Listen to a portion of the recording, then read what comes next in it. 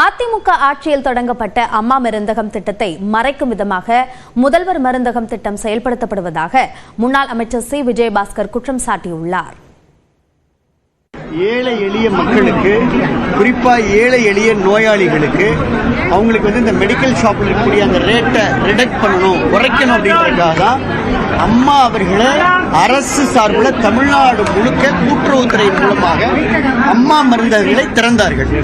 அது இன்றைக்கு வரைக்கும் செயல்பட்டு கொண்டிருக்கிறது. அது அவங்க நடுவில் சரியா செயல்படுத்தல. அதான் சத்தியம். அம்மான்ற பெயர் இருந்ததுனால இதான் சத்தியம். அதனால அம்மா மருந்தகங்கள் ஏற்கனவே சிறப்பாக செயல்பட்டதை மறைத்து இப்பொழுது அம்மா பெயரை மறைக்க வேண்டும் என்பதற்காக இன்றைக்கு அது நீங்க முதல்வர் மருந்தகம் தொடக்கிறாங்க. இது ஏற்புடையது அல்ல. இது அம்மா மருந்தகத்திற்கு ஸ்டிக்கர் ஒட்டுகின்ற வேலை.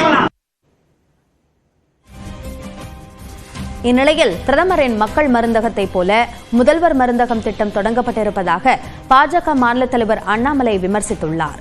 இது தொடர்பாக அவர் தனது எக்ஸ் பக்கத்தில் நகல் என்றுமே அசலாக முடியாது என்றும் பதிவிட்டுள்ளார்.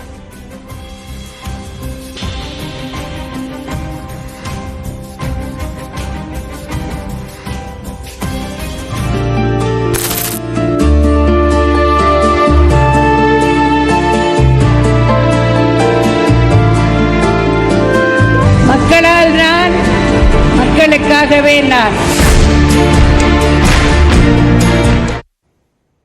முன்னாள் முதலமைச்சர் ஜெயலலிதாவின் 77வது பிறந்த நாளையொட்டி சென்னையில் அவரது சிலைக்கு அதிமுக பொதுச் செயலாளர் எடப்பாடி பழனிசாமி மாலை அணிவித்து மரியாதை செலுத்தினார். மறைந்த முன்னாள் முதலமைச்சர் ஜெயலலிதாவின் 77வது பிறந்த நாள் இன்று கொண்டாடப்படுகிறது.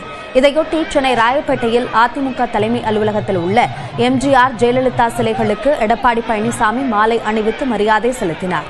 ஜெயலலிதாவின் 77வது பிறந்த நாளை குறிப்பிடும் விதமாக 77 கிலோ கேக் வெட்டி கட்சி நிர்வாகிகளுக்கு எடப்பாடி பழனிசாமி வழங்கினார்.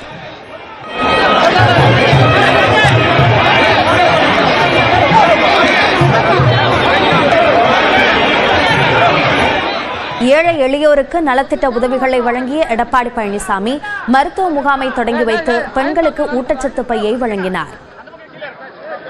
தொடர்ந்து அதிமுக சார்பில் இளம் தலைமுறை விளையாட்டு வீரர்கள் அணிக்கான லட்சணையை எடப்பாடி பழனிசாமி வெளியிட்டார். அப்போது கட்சி நிர்வாகிகள் மத்தியில் பேசிய அவர், திமுக ஆட்சியில் சிறுமி முதல் மூதாட்டிகள் வரை பாலியல் வன்கொடுமைக்கு ஆளாகி வருவதாக குற்றம் சாட்டினார். ஒரு சில ஆசிரியர்களின் செயல் ஒட்டுமொத்த ஆசிரியர்களுக்கும் அவப்பெயரை ஏற்படுத்துவதாக கூறிய எடப்பாடி பழனிசாமி பாலியல் குற்றங்களில் ஈடுபடுவோருக்கு கடுமையான தண்டனை வழங்க வேண்டும் என்று கேட்டுக் கொண்டார். தான் பெற்றெடுத்த குழந்தைகளை பள்ளிக்கு அனுப்புகின்ற பொழுது அந்த பள்ளியிலே நடைபெறுகின்ற சம்பவங்கள் பெற்றோர்களுக்கு அதிர்ச்சி அளிக்கின்றன. இப்படிப்பட்ட செயலில் ஈடுபடுபவர்களுக்கு கடுமையான தண்டனை வழங்க வேண்டும். ஜெயலலிதாவின் பிறந்த நாளையொட்டி சென்னை காமராஜர் சாலையில் உள்ள அவரது திருவுருவ சிலைக்கு முன்னாள் முதலமைச்சர் ஓ பன்னீர்செல்வம் மாலை அணிவித்து மரியாதை செலுத்தினார். தொடர்ந்து கட்சி நிர்வாகிகளுக்கு இனிப்பு வழங்கினார். அப்போது ஒற்றை தலைமை காரணமாகவே அதிமுக தொடர் தோல்விகளை சந்தித்து வருவதாக ஓ பன்னீர்செல்வம் குற்றம் சாட்டினார். மாண்புமிகு அம்மா அவர்கள் இருந்தவரை கழகம் எந்த நிலையில் உச்சாணி கொம்பில் மாண்புமிகு அம்மா அவர்கள் நிலைநிறுத்தினார் என்பதெல்லாம் உங்களுக்கு தெரியும்.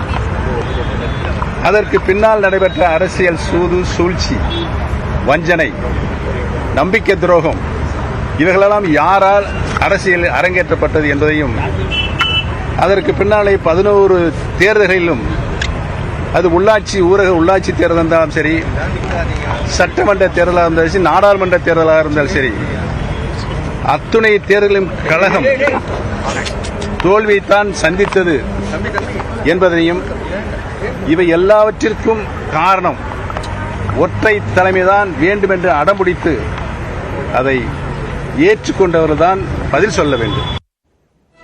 ஈரோடு மாவட்டம் கோபிச்செட்டிப்பாளையத்தில் உள்ள அலுவலகத்தில் ஜெயலலிதா திருவுருவ படத்திற்கு அதிமுக மூத்த தலைவர் செங்கோட்டையன் மாலை அணிவித்து மரியாதை செலுத்தினார். தொடர்ந்து அதிமுகவினருக்கு இனிப்பு வழங்கினார்.